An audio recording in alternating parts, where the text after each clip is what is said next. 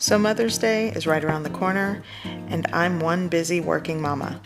And today I'm going to show you all easy recipes that you can make your mothers or just the women in your life that you love and make them some muffins, fresh coffee, or even easy waffle cinnamon rolls. This is actually one of my favorites that I make my kids, and maybe they can make it for me. You could show someone you care with pouring egg over potatoes and creating a delicious rolled omelet, so simple yet delicious. Whether you're planning a breakfast, brunch, lunch, or dinner, this video has got you covered. An easy casserole works wonders, just like these enchiladas. They're my favorite. A slow cooker pot roast is delicious and easy. Baked ziti, or how about baked spaghetti? I actually wish I had that now, just like this delicious homemade from scratch lemon loaf cake. And I'm specifically talking to these three standing behind me. Yeah, you three guys. So here's a compilation of delicious recipes for the one that you love because she's tired and she wants delicious food. So here we go. I'm going to start off with 4 tablespoons of unsalted butter, and I'm going to melt this in a pan or a pot, and I'm going to brown it because today I'm making brown butter apple muffins. This is a great way to warm up the house, turn on the oven, and make things cozy for breakfast. So I'm putting my 4 tablespoons into my pot, and you'll want to work with a low heat setting. Do not melt this on high. You want to melt the butter first, kind of swirl it around, don't walk away from this, and it'll melt down. Then it's going to start to like sizzle and simmer. Don't walk away, and eventually it gets brown like this. Now if you do this and walk away, you have a high chance of burning. So this is perfect. I'm going to remove it from the pot and put it right into my bowl. And all those browned milk solid bits, you need that. That's nutty flavor for these. Okay, so I'm going to scoop 1 cup of all-purpose flour. I'm going to put that into my mixing bowl. And now I'm going to work on the dry ingredients and just combine that first. Here I'm going to add 1.5 teaspoons of baking powder, 1 teaspoon of fine salt, and a 1/2 teaspoon of ground cinnamon. And now I'm just going to mix and combine this well. Once this is all combined and mixed, I'm going to start working on the wet ingredients. Here I have 1 room temperature large egg. I'm going to get rid of anything that I don't want in the bowl. I'm also going to add 1 packed 1/3 cup of light brown sugar, 1 teaspoon of vanilla extract, or maybe a little more, and I'm going to cream that together. And once this kind of has a head start, I'm going to add my browned butter, and also setting it on the side before using allows it to cool. You don't want hot browned butter to go into this creamy mixture. Okay, so now what I'm going to do is add this right into the bowl with my dry ingredients. So the weather is getting colder by each passing day, and I know it's soup season, but I call this muffin season because starting the morning with a breakfast muffin is so comforting, especially on cold days with a hot cup of coffee. This is kind of what I do, especially during the winter. Okay, so I've scraped every bit of this creamy brown buttered egg sugar mixture, which honestly I know you're not supposed to do, but it tastes so good. I had to try it. Okay. So what I'm going to do is give this a head start and kind of mix it, but I'm also going to add 1/2 cup of milk. By the way, for those of you that are new to my channel, welcome to my YouTube channel, Simply Mama Cooks. I'm Angelica. I hope you stick around, maybe subscribe, like, share, comment down below, and join the family. I've been on YouTube for almost 10 years, and I like to just share easy recipes that I make in my home.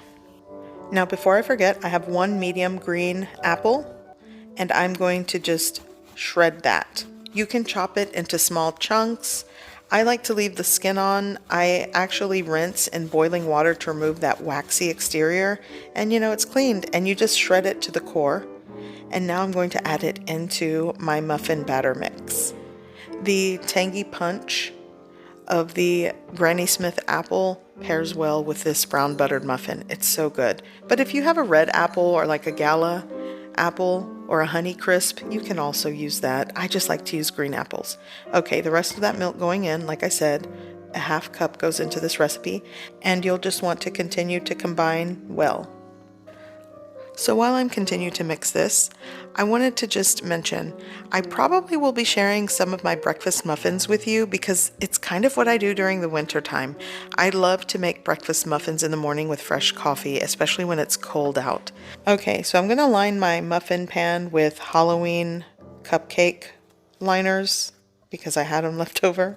So this recipe makes 9 muffins. You could definitely double this recipe. I just think this is a perfect amount for my family, and I'm just going to scoop all of this muffin batter into the muffin pan here. And I kind of evenly divide it as best as I can. I kind of do like 1 heaping scoop and then a half scoop in each one, and it should give you 9 muffins.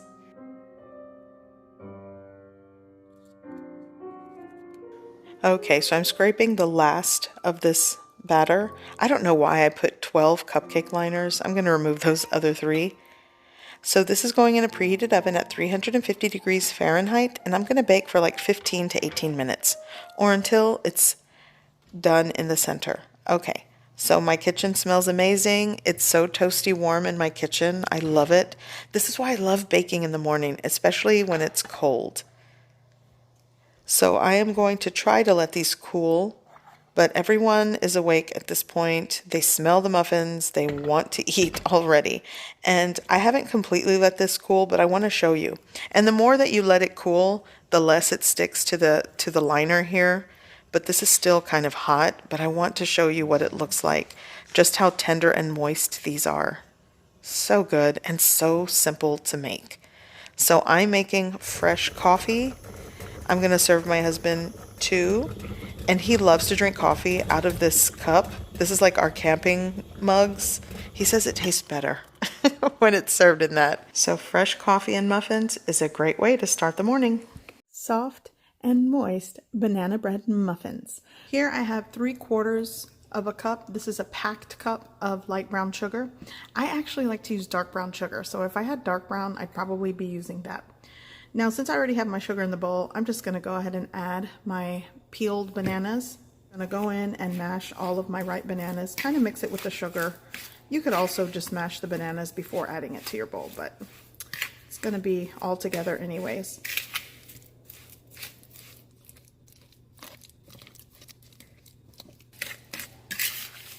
Now I'm going to add, well, this kind of got a little melted, but you'll want to add 1 stick of unsalted butter softened.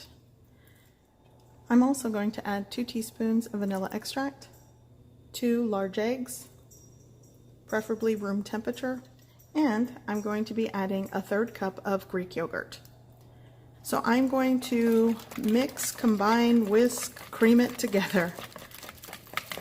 Now I'm going to work on my dry ingredients. Here I have 1 3/4 cup of all-purpose flour. To that I'm going to add a teaspoon of ground cinnamon. I've got 1 teaspoon of baking soda and a 1/2 teaspoon of salt.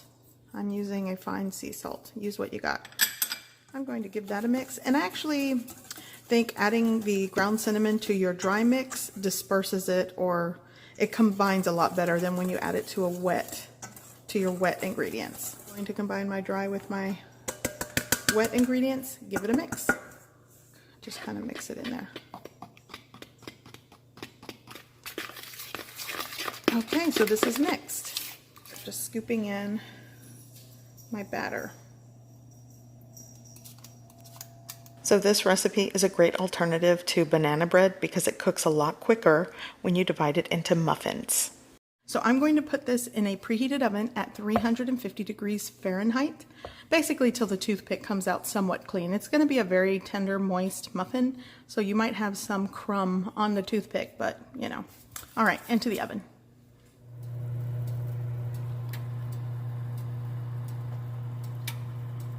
So I've placed my muffins on a cooling rack, and I did manage to get 18 banana bread muffins. So I want to show you how tender and soft these banana bread muffins are. Today I'm making a fun breakfast idea. This could be breakfast, a snack, dessert. It's cinnamon roll waffles. You take a can of store-bought cinnamon rolls, press it in your waffle maker, and voila, you have a treat. So I already have my cinnamon rolls out. So actually, before I place this on my waffle iron, I'm going to spray. Now you're going to place each roll. This is a 2 waffle compartment or section. It just depends what type of waffle maker you have. I'm having difficulties here. You're going to place it right on here. You want it right in the center. And I have this like on the medium setting. It goes from minimum to maximum heat. I have it in the middle, and it's going to take about, I would say, 2 minutes of cook time, 2 to 3 minutes. Okay, so here, let's see if sometimes I have issues with these. Oh, there it goes, perfect. Use the kitchen utensil of choice, and here we are.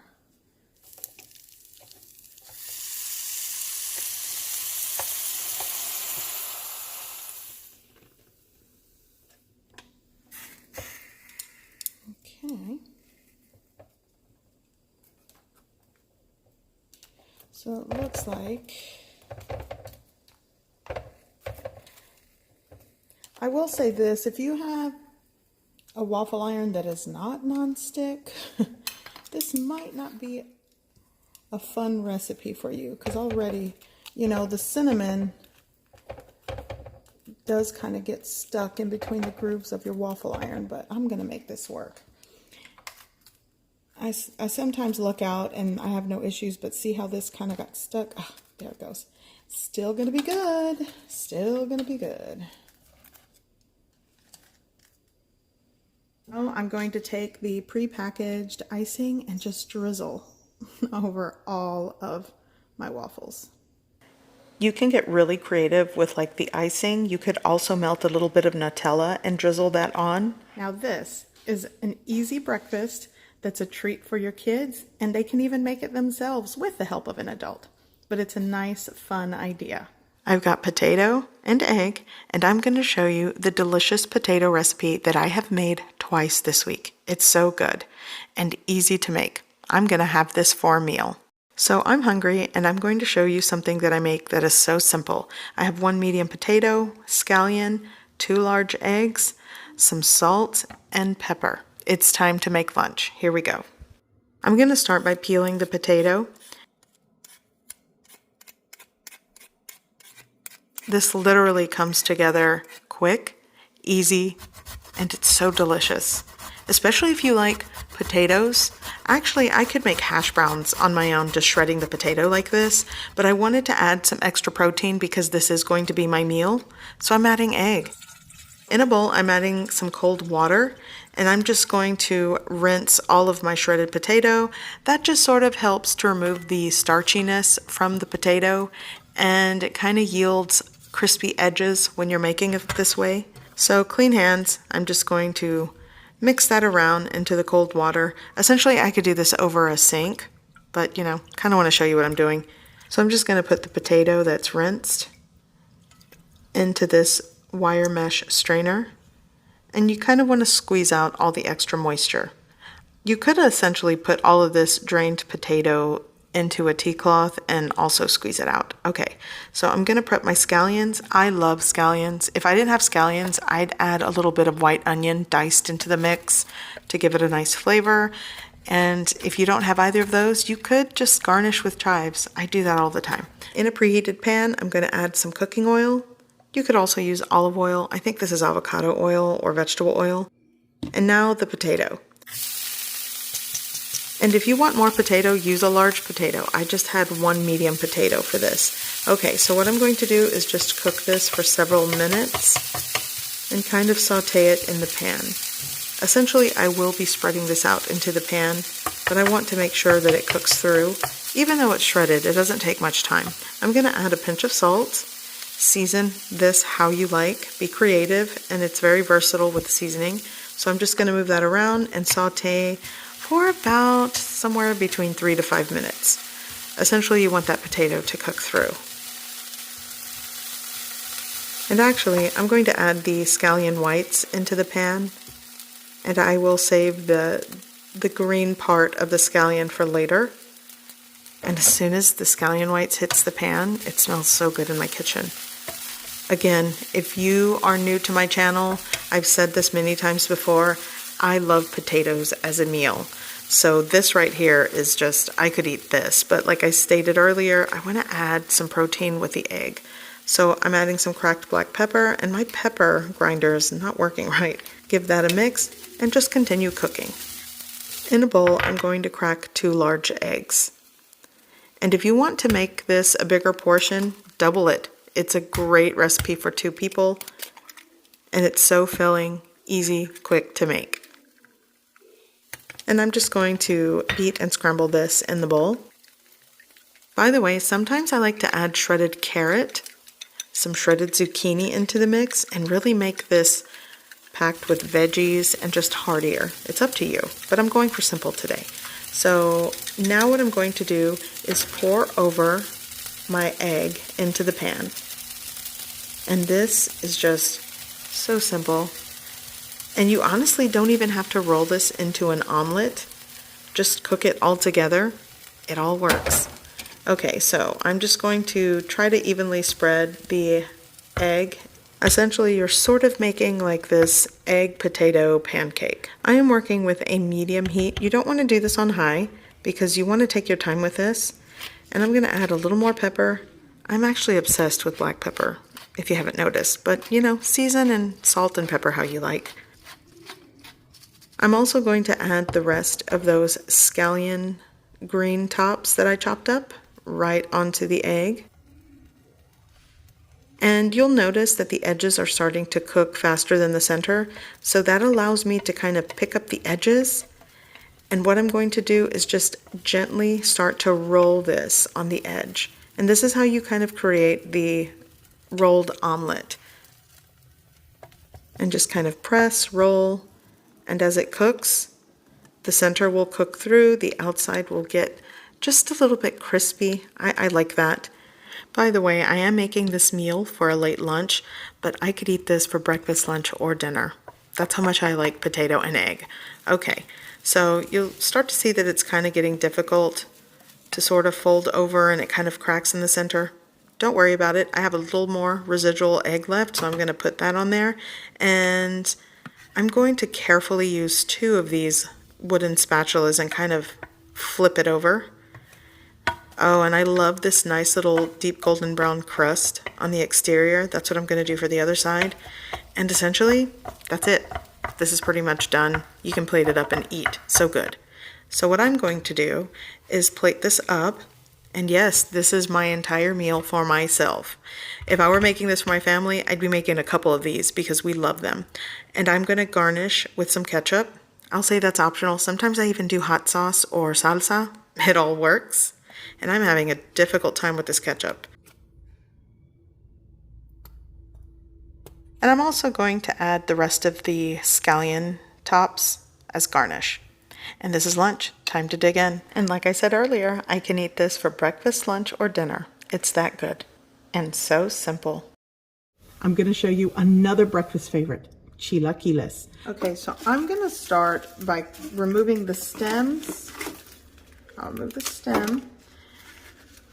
And removing the seeds from, I'd say 4 to 5 guajillo chiles. These are dried chili pods. And I am going to toast these on the griddle, but I want to clean out the seeds. And sometimes they come with a lot of debris. You'll need to rinse them as well. But I think I'm going to use 4 today. And I'm just putting it right back into this container. I'll clean it out. It's almost empty, actually. And 1 more.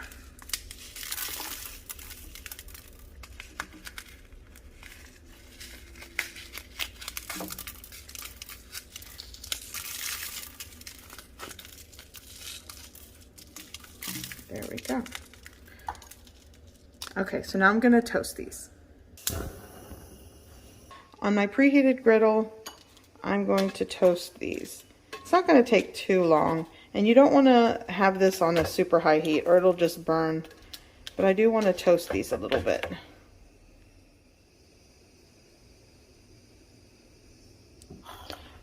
Okay, so these are toasted and they're hot. I'm gonna take these, put them in a bowl, and now I'm going to put them into hot water. Cover with a lid. I'm gonna let that simmer for about 2 to 3 minutes, shut off the heat, and let them soak until I'm ready to use them. Okay, so for the rest of the ingredients to toast, this is all going into the salsa or the sauce for this. I have 1 jalapeno that needs to be used, a Roma tomato, a piece of yellow onion, and I have 2 small cloves of garlic. 1 clove will work, but those were kind of small. And I did leave the skin on so the garlic doesn't burn when you go to toast them on your griddle. So here we go. Oop, and there we go. And I'm going to toast these and get some charring on the exterior. Okay, so this is already boiling. I'm shutting off the heat and I'm just going to let it set and steep while I get everything else ready. Okay, so here I have my soaked chiles guajillos. I'm going to add all of my roasted veggies here, and I peeled the skin and took the stem off the jalapeno and peeled the skin from the garlic. I'm going to add a little bit of the soaking liquid from the guajillo chiles. Yeah, it should do. I might need to add more. I'm also going to add a little bit of chicken bouillon powder. I'm gonna go over here and get some salt. Now I'm gonna cover with the lid and puree.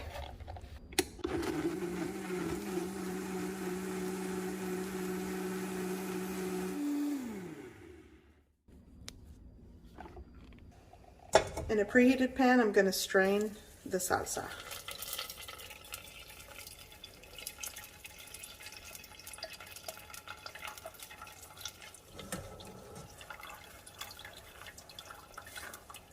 You don't have to strain it if you don't want it. It'll work.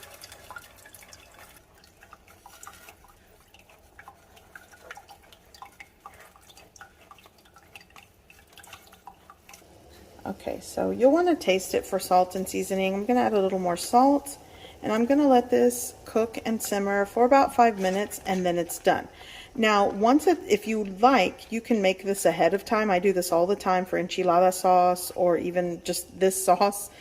And I will cool it after making it and store it in the fridge for later use. It makes it really convenient, especially when you wake up and you want to make some chilaquiles or breakfast enchiladas. It'll work. Okay, so now I'm going to fry up my corn tortilla pieces. And I just took 10 corn tortillas and cut them into just, little triangle shapes. You can just cut them into pieces, bite-sized pieces. So here in preheated oil, I'm just going to start frying these until they are golden brown and crispy. And you'll want to separate them as you kind of put them in the pan. I've also seen, my grandmother used to just fry whole tortillas and break it into the pan once it was time to put the chilaquiles together. That's another convenient option as well. There we go. So I'm just going to make sure everything kind of separates. It's going to take some time over a medium heat. Nothing on high because it'll burn. So medium, high, and just toast these until they are crispy and golden brown. Okay, so these are nice and toasty. I have this on a medium heat. I lowered it a little bit now that they're toasty. I'm going to add some onion. This is fresh onion into the pan and let that saute for a little bit.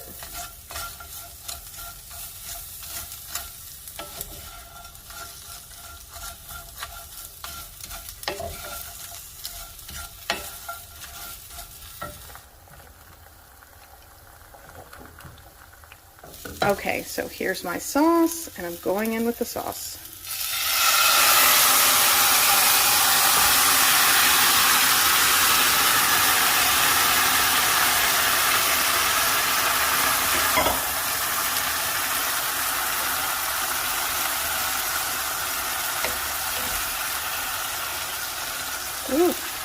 It smells amazing.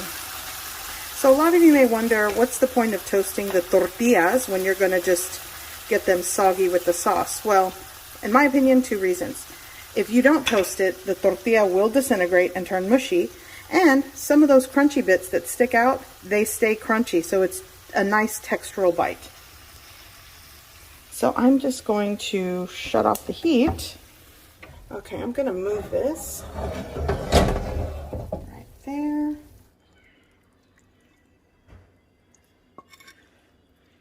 There we go. Cheese, my favorite. I love it. Here I'm going to fan out some aguacate or avocado. Maybe we'll do a little over here. I'll do some over here.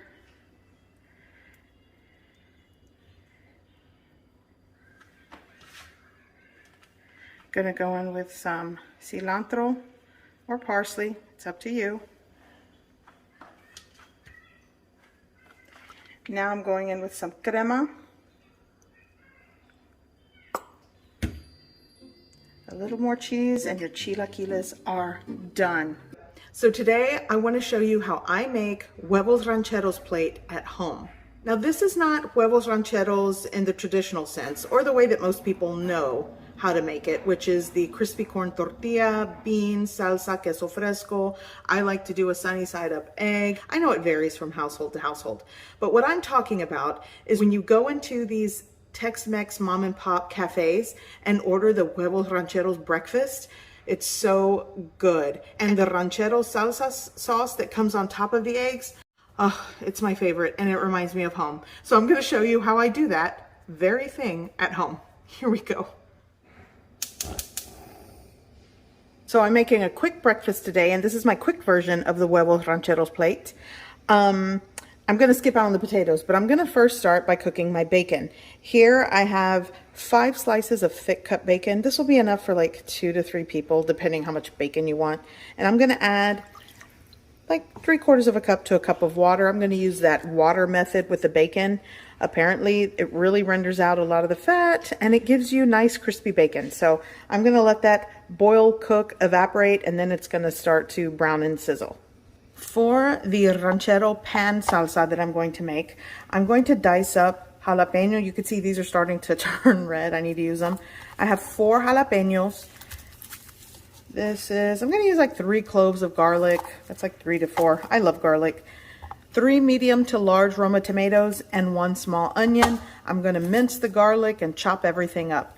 I don't like to use the seeds because it'll get too spicy for my son, but dice up the jalapenos how you like, leave the seeds in, or if you really want it to be picoso or really spicy, use serrano peppers. That really will melt your face off, but it's so good. A little bit of cooking oil. Let that preheat. I'm gonna let the onions cook first and give them a head start.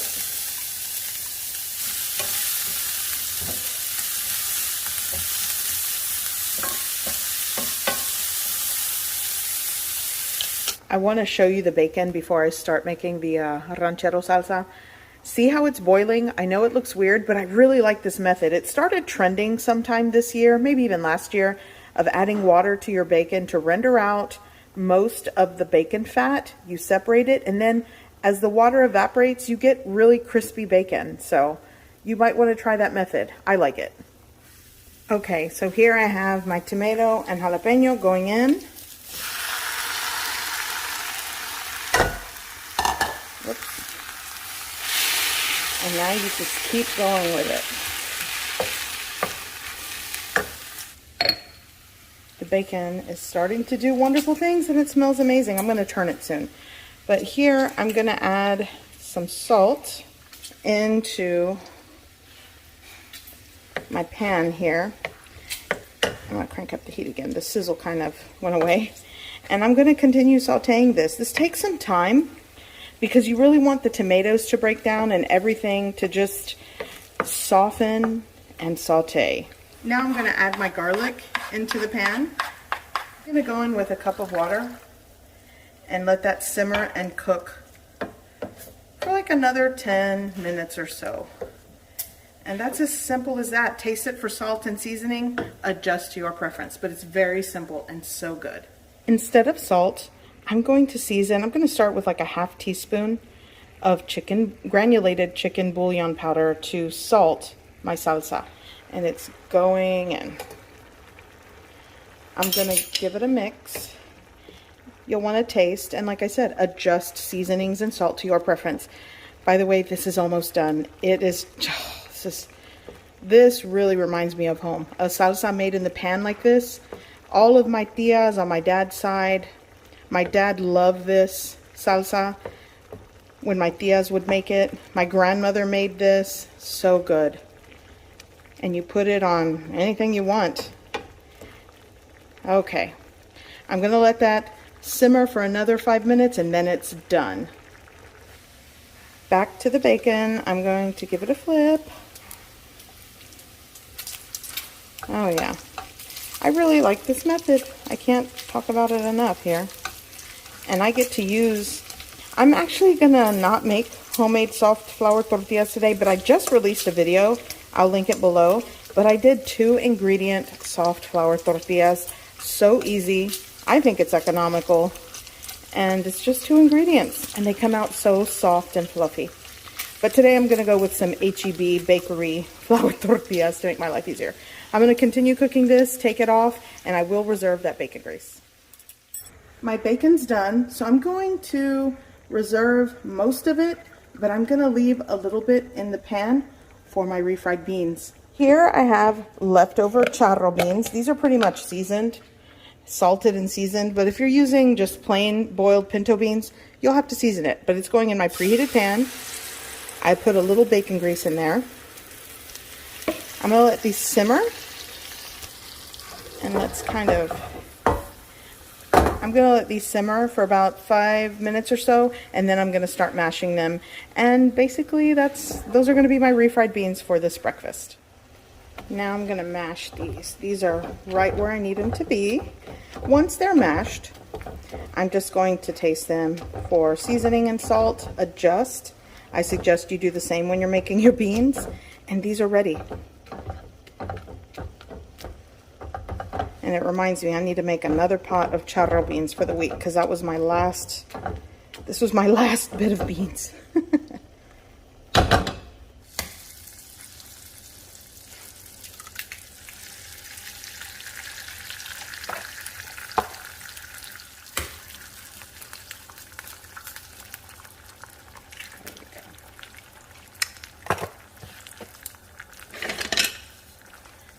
And just cook your eggs how you like.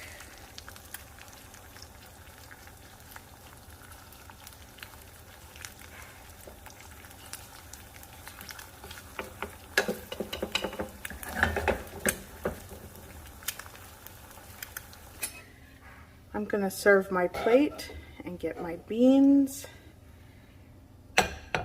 right onto the plate. If you like beans, go for more. Let's take it over here. My eggs are done. Let's see. We're gonna do it like this. I'm trying to. There we go. Now we go with the ranchero salsa or sauce. I don't know how to talk today. Okay. Right on top. Just perfect. I'll get 2 for your fresh tortilla, flour tortilla, going right on the plate. Is what I consider an easy Huevos Rancheros breakfast plate at home. So good. Hi. Can I do this video? Oh, I love you. So today I'm going to show you how to make one of my favorite breakfast casseroles with chorizo. This only serves around 2 to 3 people. You can double the recipe and it's so good. And I'm going to start by cooking the chorizo that's going into the casserole. This is close to 3 ounces. It's about 3 ounces of beef chorizo. Use the kind that you like. And I'm going to cook this and let this break apart. And I'm using such a small amount, so I'm using a small pan.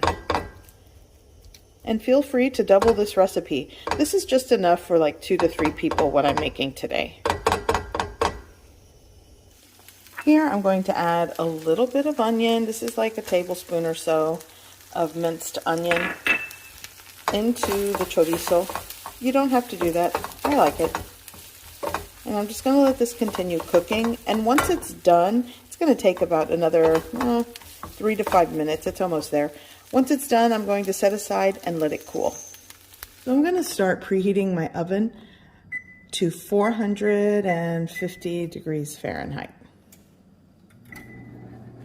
Okay, so now it's time to put this together. I'm going to be working with 4 large eggs. I'm going to go ahead and put that into the bowl.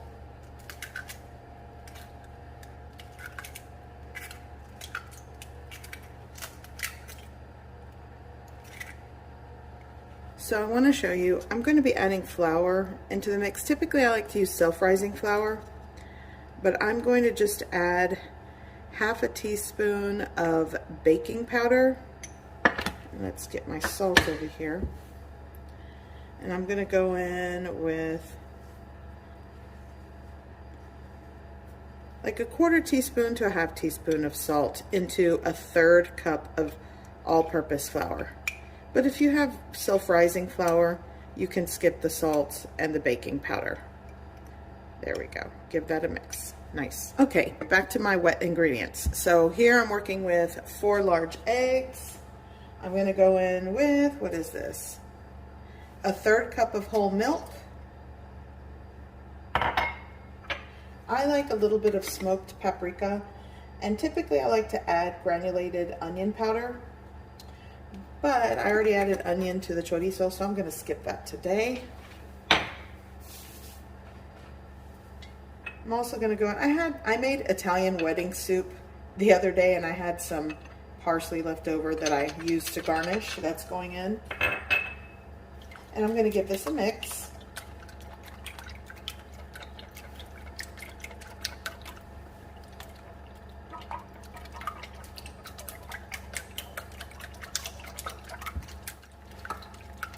Okay, so here's my chorizo that I cooked earlier with a little bit of onion. That's going to go in, and for the most part it's at room temperature. It has cooled. I'm going to break that apart and get that combined.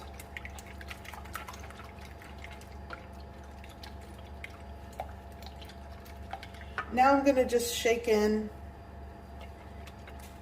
my flour mixture gradually and just combine.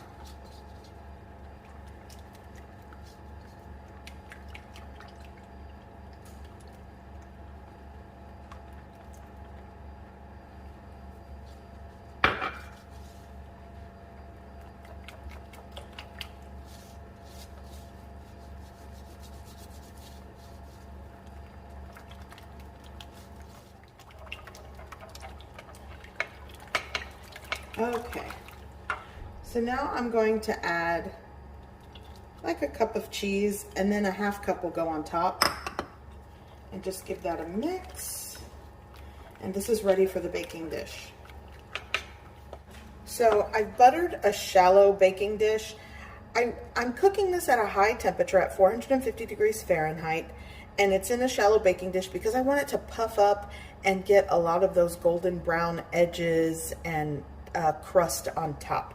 If you are doubling this recipe and you work with a bigger baking dish that's not so shallow, you're going to have to drop the oven temp to about 375 and gradually cook it over a longer period of time. But I'm really going for this kind of like flash in a pan. I want it to kind of rise quickly. So this is why I'm going with a shallow baking dish that's kind of wide.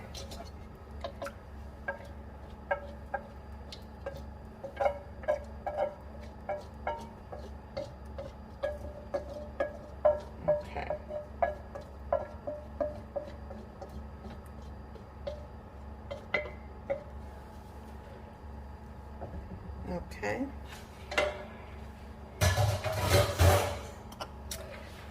And the cheese that I'm using, I don't know if I mentioned it, I'm all over the place this morning, is pepper jack cheese. So it has a little bit of that jalapeno chili flakes in the mix. Okay. There we go. And this is going in a preheated oven at 450 degrees Fahrenheit for about 20 minutes. Should be done. Okay, so I think this should be done. Oh yes, look at that. It looks so good. So I'm going to remove this from the oven carefully.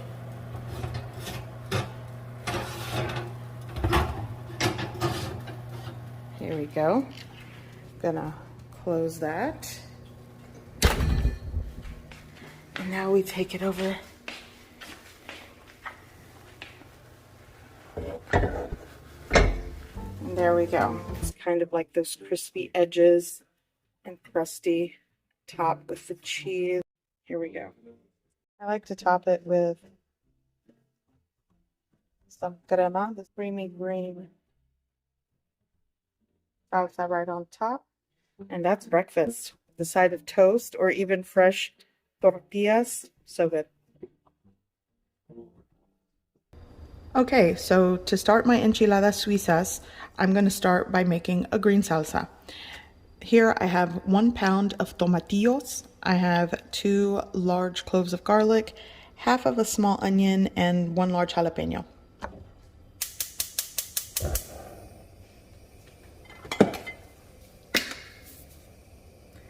I'm going to add a little oil to my pan, and I've already removed the husks and rinsed everything.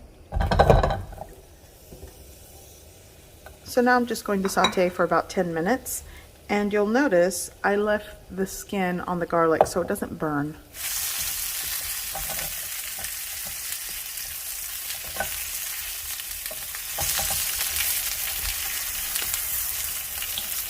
Now that this is sauteed for 10 minutes, I'm going to puree.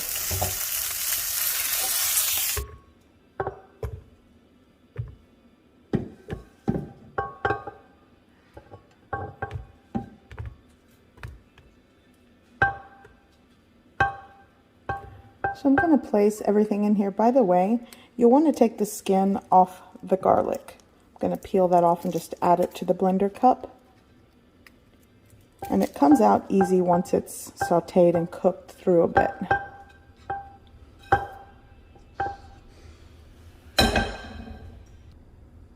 Okay, so the next ingredients are sort of versatile and optional. For example, I'm going to add just a handful of fresh cilantro. You can skip that if you don't like cilantro. I'm not going to add tons of it, but I do like the flavor in this. Okay. I'm also going to add chicken bouillon powder. I'm adding 1 tablespoon, but if you don't like the MSG and chicken bouillon powder, you can find a substitute or just use salt to your preference or taste. I'm going to add about a 1/2 cup of water, and I'm going to add about a 1/2 cup of Mexican table cream. You could use heavy cream, you could use sour cream, you also could use cream cheese. This is what I'm going with today. I'm going to cover with the lid, and I'm going to puree well.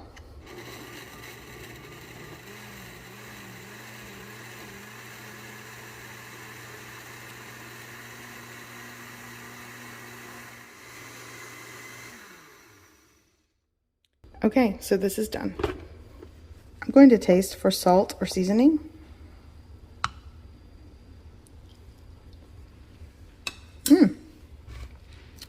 I'll probably add just a pinch of salt and it's done.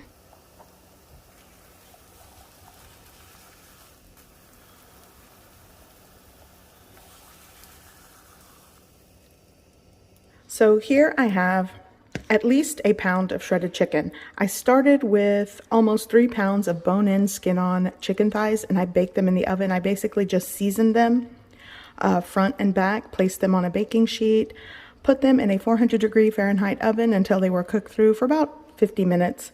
And then I just removed the skin, shredded it, and I added some salt and pepper in the mix. I'm also going to be using warmed through corn tortillas. These are 14, and I pass these through hot grease just quickly to warm them through to make them soft and pliable. That makes it a lot easier for it to roll out. Here's my green creamy salsa that I already made. And I'll be using 12 ounces of Oaxaca cheese. Sometimes I use low moisture mozzarella. You could use Swiss cheese if you got that, but this is what I'm using today. Before I start rolling my enchiladas, I'm going to mix just a little bit of this cheese, maybe 2 to 3 ounces or a cup, into the shredded meat. Give it a mix, and this is going to be the filling for the enchiladas.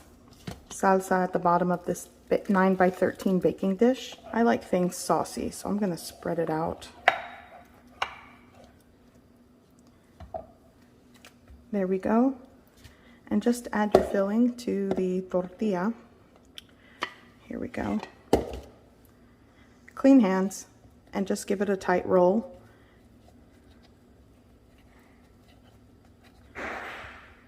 Seam side down and just place it like that on your baking sheet. I think with a pound of meat and the cheese in the mix, I'll be able to get at least 12 to 14 of these.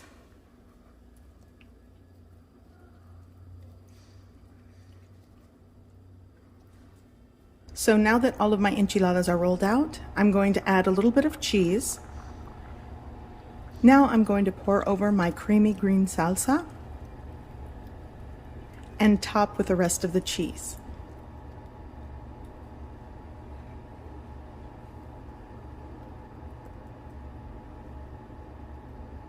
Here I'm just going to cover with aluminum foil, and I'm going to bake this in a preheated oven at 400 degrees Fahrenheit until the cheese is melty. It's going to take about 15 to 20 minutes. Okay, so this is very hot, be careful, but it's melty and it's ready. So now you can serve. And a great side with this would be Mexican red rice. I have several recipes for that, but check this out. Ooey gooey deliciousness. These are truly one of my favorite types of enchiladas. You can garnish with fresh ingredients and sour cream. It's so good. I'm going in for a bite, and it's such a simple enchilada to make, but very delicious. Today I'm making a tender slow cooker pot roast. This is going to be good. Okay, so to start I'm going to dredge my chuck roast meat. What I'm going to do is take just a half cup of all-purpose flour and shake it on my baking pan.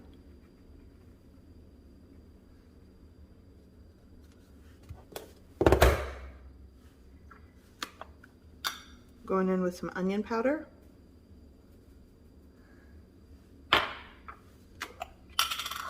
Garlic powder.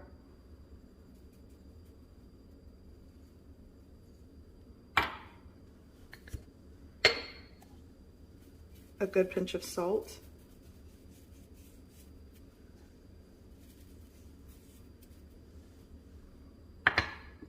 And cracked black pepper.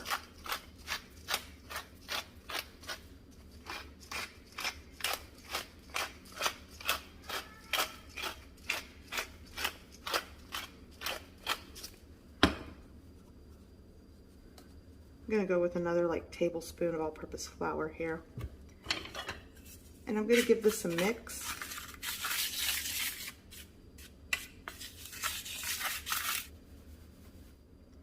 Okay. I'm working with 4 pounds of chuck roast meat, beef chuck roast, and it's 2 pieces like this. So I'm just going to coat and dredge the meat well.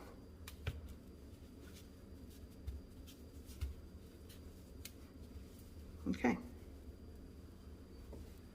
Next piece.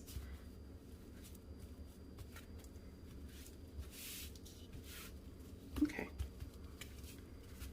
Nice. Here I've been preheating a very large pan, and I'm going to add a lot of oil. Well, it's not a lot, but to make sure to cover the bottom. There we go. Okay, so here's my meat hanging out, and I'm going to start browning it. I feel like the pan should have been hotter. You'll want to make sure it starts to sizzle. There we go. So I'm just going to let these go for several minutes on each side. You really want to get a nice brown and sear on the meat.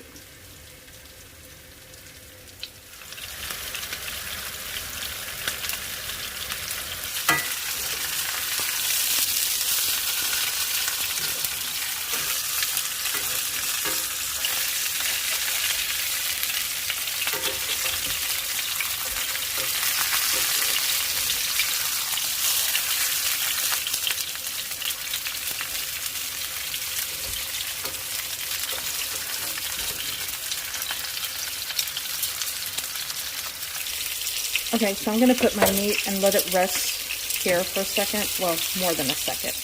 But check this out. Really good coloring on this.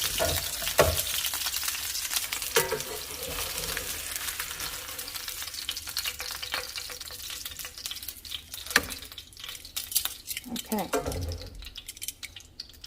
I actually have the heat off because this pan is really hot.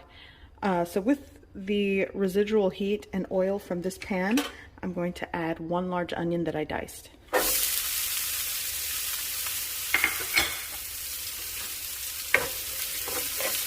And the pan is off. This is just how hot the pan is, so I don't want to burn the onions before they have a chance to saute.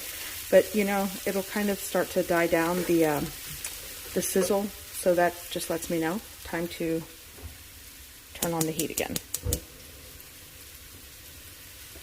So there we go. I'm going to saute my onions until they are softened and translucent.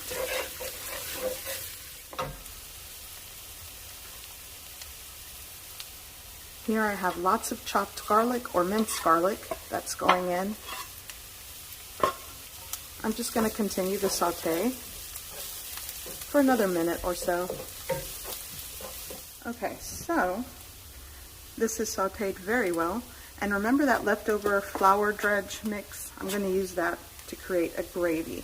I'm going in with several tablespoons. You'll have to just sort of start adding the flour until it kind of absorbs the oil. Okay, so let's go here and make this roux. So I added around 3, I guess that was what, I wasn't counting, 3 to 4 tablespoons of that dredge. You just want to create the roux. And add 1 more tablespoon.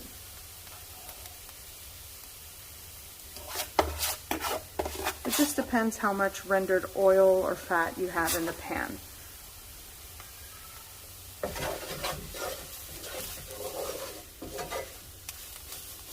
Yeah, that'll do. Oh, everything smells so good, and it's about 8 o'clock in the morning. Now I'm going to add in beef broth. This is store-bought beef broth going in.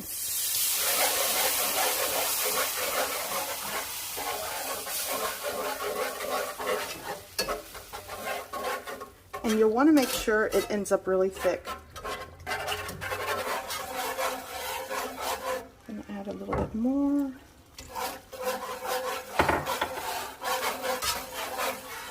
So it's going to be right around 2 cups of beef broth.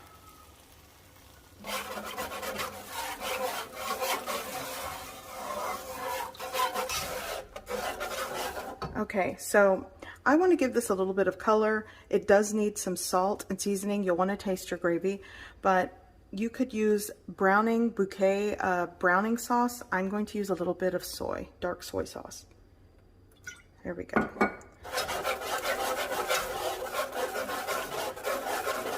And look how nice that looks. But that is optional. You could just add salt.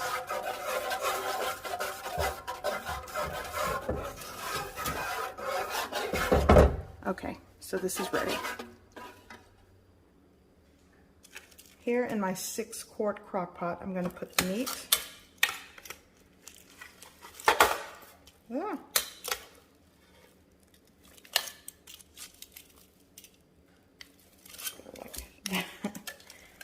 It's going to shrink down, you guys. Okay, now for the gravy right on top.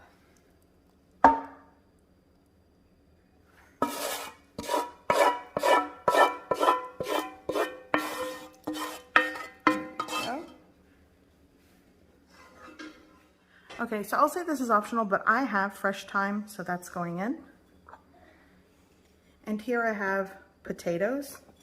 This is just going to be packed of goodness.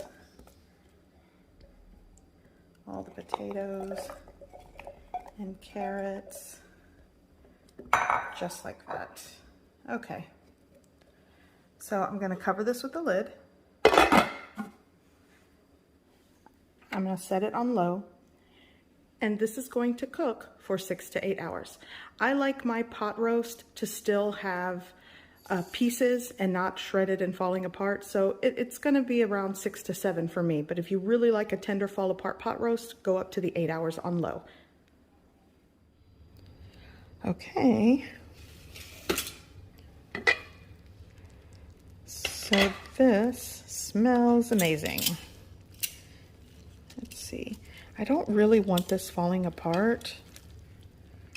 So I think this is where I want it, because I want to be able to cut it into slices. But if you want to take it the full 8 hours, then go for it to get it like really falling apart and shredded. But I'm going to put it, I'll show you what I like to do. By the way, I'm going to skim off all the fat on top as well. So I like to poke the meat with like a, chopstick. And if it goes through and releases easily, that's good for me. I don't like it shredded and falling apart. I like to cut these tender slices, but it's really to your preference. And look, here's another tender piece. It's falling apart already, so this is great. So I'm gonna remove the meat and let it rest here and then skim off the fat. Okay, I have a bowl here and I'm just gonna start skimming off this layer of rendered fat.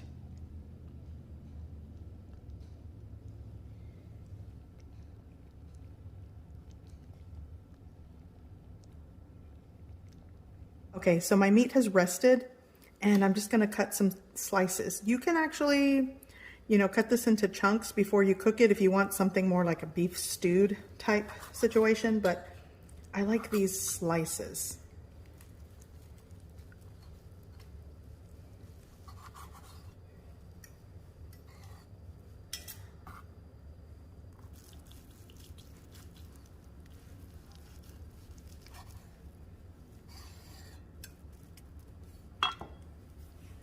To give you an idea, this is just fork tender, and this is the texture that I like it. And I want you to see, I skimmed off most of the fat, if not all of it, and look at this gravy. Because we started with a very thick gravy and the meat juices in here, it creates this beautiful sauce. And my vegetables are tender, so now, for thumbnail purposes, I'm going to put the meat back into the crock pot, take some pics, and it's time to eat.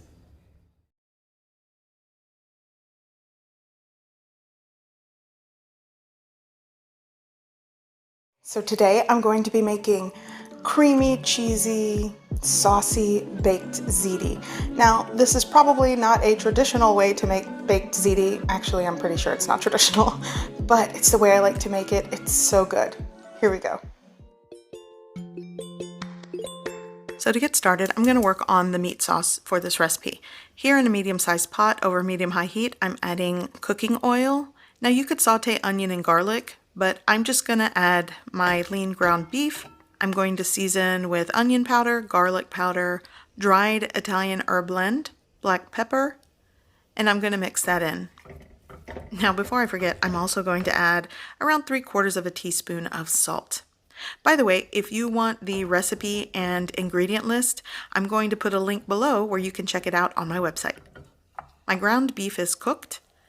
I'm going to add a 32-ounce jar of store-bought pasta sauce. I'm going to add a half cup of water to the jar to get some of that leftover pasta sauce left in the jar. Pour that in, give it a mix, combine well, bring to a gentle simmer, and I'm going to cover with a lid and let this gently simmer for about 30 minutes, and you'll want to stir in between the cook time. And that's it. That's the quick and easy version of meat sauce.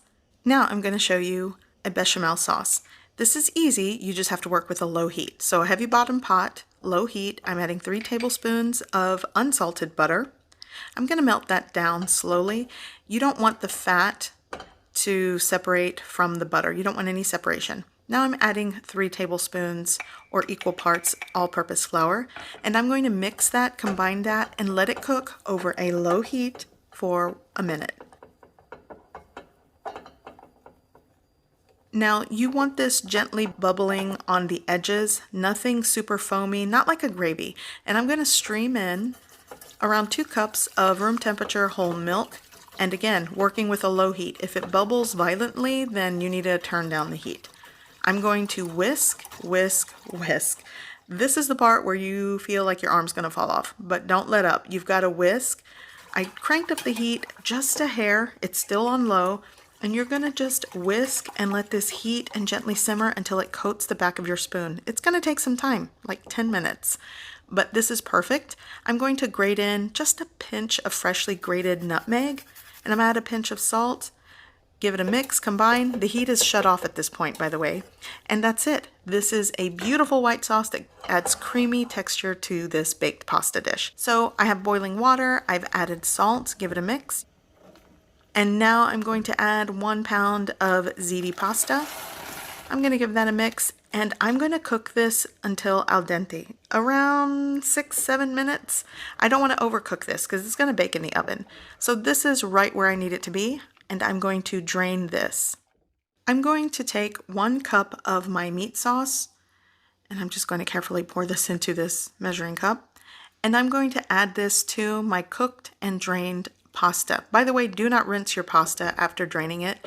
You want it sticky and tacky. You don't want to rinse off any of that starchiness that's on the pasta.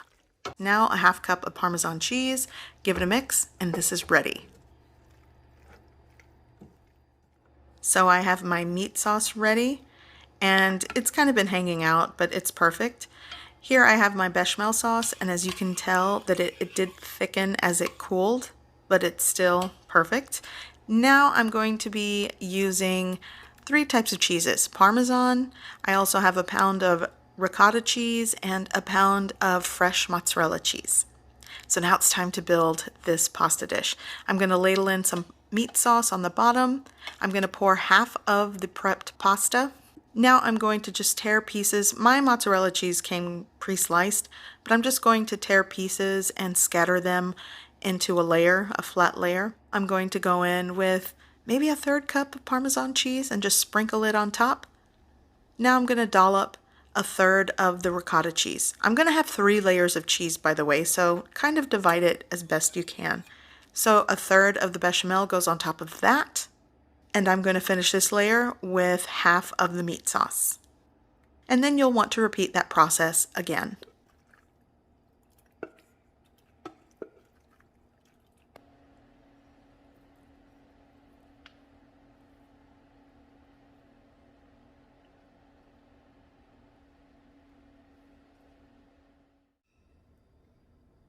So at this point, I'm going to ladle on the rest of my meat sauce, and this already looks good.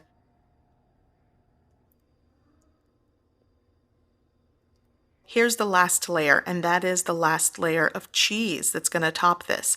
And I'm only using mozzarella, the rest of the ricotta, and the rest of the bechamel, and I skipped out on the Parmesan, but you can sprinkle that on. But this is ready for the oven. It's going in a preheated oven at 425 degrees Fahrenheit for 25 to 30 minutes.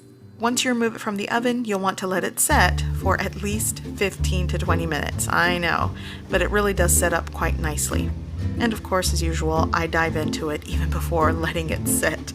So I'm gonna garnish with some fresh flat leaf parsley and dive in. So while I serve this, I just want to mention, please check the description below this video for information on ingredients and recipes. I do have a website, so if you want some of the ingredients and recipes for these dishes, check out my website. The information is below. Today, I'm going to show you an easy version for Millionaire Spaghetti. This is going to be good. Okay, so for this Millionaire Spaghetti that started trending, I'm going to start with a preheated pan with a little bit of cooking oil, crank up the heat, and I'm going to start to saute. This is 1 small onion. And this is just 1 bell pepper. I had like part of a green one and part of a red one. I'm going to go with a pinch of salt. and saute. You could also eventually add some fresh garlic. I'm just gonna opt for garlic powder today. I'm gonna let these saute for a little bit. Okay, so I'm using a pound of ground beef. Going to season with some granulated onion powder, garlic powder. Go in with some more salt.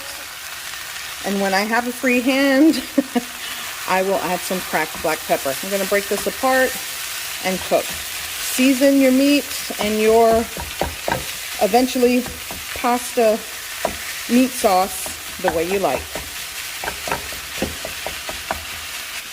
I'm gonna hit it with a little bit of the dried Italian herb blend. That'll work. Okay, so fun fact, this Millionaire style spaghetti that's been trending and going viral, I've been making something very similar to this for years. I actually have 2 videos on my channel that you can check out. I will link below. And it kind of dives into like the cream sauce that I use. You can make it from scratch. Today I bought some from the store and Alfredo sauce, so that's what I'm going with. So anywho, back to the meat sauce. Okay, so I've got a 32-ounce jar of marinara sauce. Use the store-bought sauce of your choice. That's going in. I'll probably add a little bit of water and give it a swirl and add that to the pot here. So I'm going to give this a really good mix. Taste your sauce and adjust the salt seasoning to your preference. I know a lot of people like to add a little bit of sugar. I might do that. And I'm just going to let this simmer for 15 minutes. Essentially, you know, it's up to you how long you want it to simmer and cook, but I'm going for a quicker version of Millionaire Spaghetti today. Okay. So yeah, I'm gonna give this a taste, adjust to my preference, and I suggest you do the same. And then once it's simmered for a little bit, it's done. Okay, so the pasta water is ready for salt. I'm gonna mix that up. So now I'm gonna go in with a pound of spaghetti. And you're gonna cook that to your desired doneness. Okay. So I'm gonna get some pasta water. I think that's enough. Yeah, that'll work. This is almost done, so a couple of more minutes and I'm gonna drain all the water out. Okay, so for the cream sauce or the Alfredo sauce, I purchased it from the store. And I'm gonna mix, this is a 16-ounce container of Alfredo sauce and 8 ounces of fine shredded mozzarella cheese. So let's go. So I've drained this. I'm gonna add the Alfredo sauce, the entire container. Like I said, this is a, let me make sure I'm not lying. Yeah, 15-ounce container of Alfredo. But if you've got 16 ounces or a pound of this sauce, hey, that's fine. You can also add extra seasoning in here if you want. I'm not, because this sauce is really seasoned well. So I'm just gonna give this a mix. I'm actually going to add some of my pasta water, part of the cheese, mix it up. And these are the spaghetti pasta part of this. But I'm gonna add just some dry rub seasoning. This is like Montreal chicken seasoning. It has like dehydrated bell pepper and parsley and a little chicken flavor. That's probably weird to you, but I don't know. I think it'll be good. Like I said, season how you like. Okay, this is ready for my baking dish. Okay, so in my baking dish, I'm going to add a little bit of this meat sauce at the bottom. You don't have to. Now I'm going to go in with all of the pasta. I'm going to mix that up actually with the... Oops, there goes my oven. Oops. Well, that was kind of a plop that I wasn't expecting. Okay. I'm going to go over with the rest of the mozzarella cheese for this layer.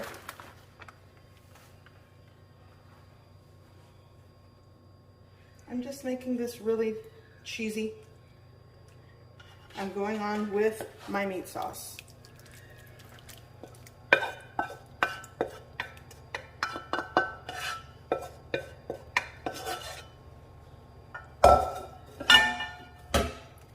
Spread that out on the top. Things look amazing already. Some of you might not even like this. Some of you probably think this is a horrible idea to mix these sauces and flavors together. I like it. So does my family. Okay, going in with just cheese on top. Like I said, use the cheeses of your choice. Use what you've got. At this point, I don't know if there's any rules to this viral dish. I've seen some people even use like cream cheese in their cream sauce with Alfredo. Okay, I like this. I want a preheated oven at 400 degrees Fahrenheit, uncovered, because I want things bubbly and a little bit of crisp on the top for the cheese. So it's like 400 degrees Fahrenheit for about 20 minutes. Should work. Okay, going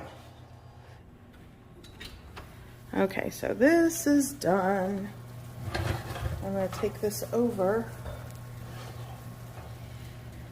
to the stove. Ta-da! Dinner is practically ready. So, what I am going to do while it kind of sets there is go over with some I have some freeze-dried parsley. Fresh is best. But there we go. And this is Millionaire Spaghetti, and I'm going to just dive right into it. It's super hot. You might want to let it set for 10 minutes before serving. Okay, so I know there's like long spaghetti pasta in there, but this is kind of like a scoop and serve. So I'm probably going to cut some spaghetti. And it sets up quite nicely if you let it set for a little bit, but oh, look at this. Just so good. Here we go. What is happening here? Let's see. Let's do it from this angle. Yeah. Oh my gosh, this looks so good. Okay. Here we go. Is it messy? Yes, of course. Is it good? Absolutely. Well, it depends who you ask. Like I said, I've been making this type of pasta baked dish for years, and it never fails in my house. So good. Look at that.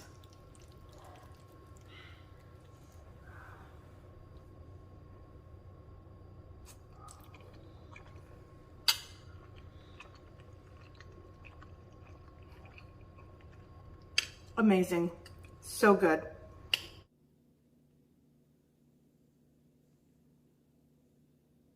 Okay, so to start my batter, I'm going to start with the wet ingredients first. So here I'm working with 1 stick of salted butter that's been softened.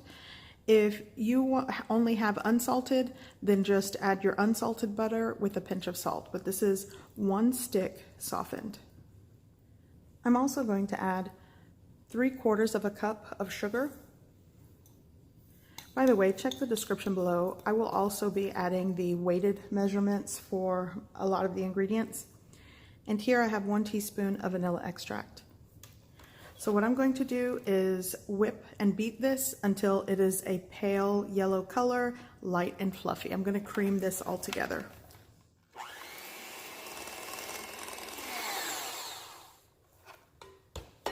Okay, let that hang out. So now I'm going to I'll be adding 2 large room temperature eggs, but I'm going to add 1 at a time. I'm going to add 1, whip it together, and then add the second one. And just to avoid any shells in your bowl, maybe break it into a separate bowl first.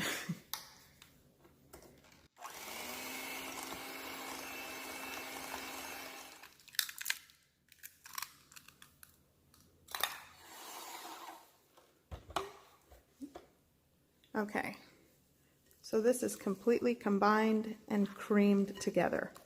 So now what I'm going to do, I have zested 1 large lemon, and I actually reserved maybe half a teaspoon of it to the side for garnish, but basically the zest of 1 large lemon is going to go into this. And just fold that and cream that in with the rest of the ingredients. So here I have 3/4 of a cup plus 2 tablespoons of all-purpose flour and 1 teaspoon of baking powder. I just fluffed it, mixed it. You could also sift it, but I just gave it a mix, and it's going to go into my wet mixture.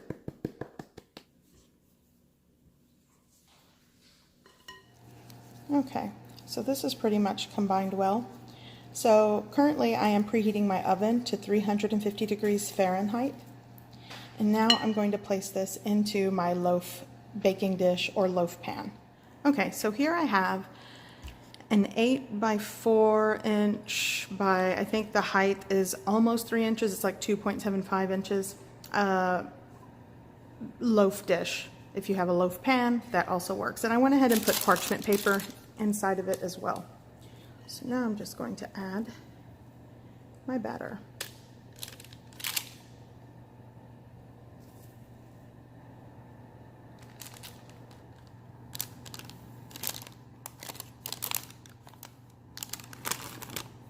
So this is going to go in a preheated oven of 350 degrees Fahrenheit for somewhere between 45 to 55 minutes, or until a toothpick comes out clean from the center.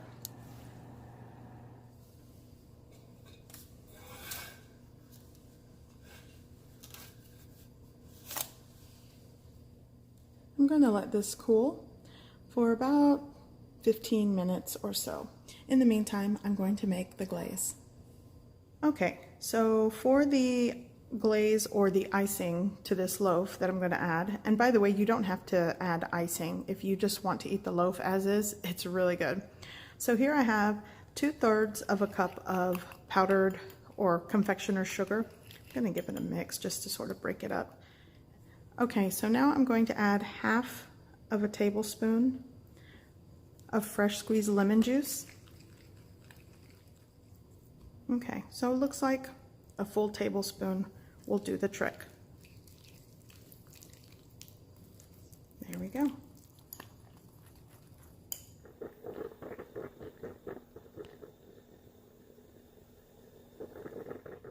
Okay, so my loaf is completely cool. So what I'm going to do is garnish it with some extra lemon zest that I reserved from my large lemon and some edible flowers. I saw this at the grocery store the other day and I thought this would be great to go on this lemon loaf as a garnish, but it's completely optional. You don't have to go out and find these edible flowers. So what I'm going to do is give that a mix.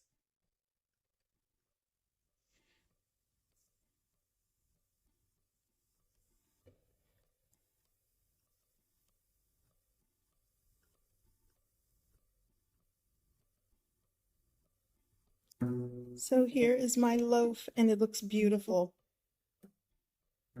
Okay, so I probably need to get someone to make all of these recipes because now I'm hungry. But I hope you found this video helpful, and please give this video a like, share, be sure to subscribe, and check out my website. I sure do appreciate it. I hope you give these recipes a try. I hope you like them, and thanks for watching.